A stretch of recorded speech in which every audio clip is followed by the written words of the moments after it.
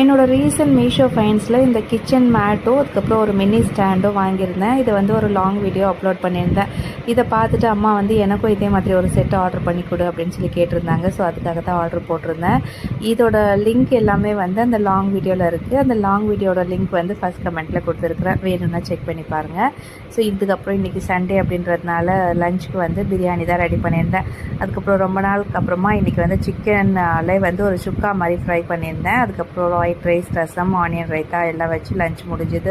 Evening வந்து ஒரு குட்டி ஷாப்பிங் போயிருந்தேன். அதை பற்றி நாளைக்கு ஒரு லாங் வீடியோ போடுறேன். நேரு ஸ்ட்ரீட்டில் ஒரு 2-3 திங்ஸ் வாங்க வேண்டியிருந்தது. ஸோ இந்த சம்மருக்கு தேவையான திங்ஸ் கூட என்னவா இருக்கும் அப்படின்னு கெஸ் பண்ணிங்கன்னா வீடியோவில் வந்து கமெண்ட் பண்ணுங்கள். நாளைக்கு ஒரு லாங் வீடியோவில் அதை பற்றி ஷேர் பண்ணுறேன். ஸோ இன்றைக்கி சண்டே அப்படின்றதுனால கொஞ்சம் வாக் கம்மியாக தான் இருந்தது. நான் வந்து ஷாப்பிங் போயிருந்தேன்ல, அந்த நேரு ஸ்ட்ரீட்டில் தான் கொஞ்சம் நேரம் நடந்துகிட்டு இருந்தேன்.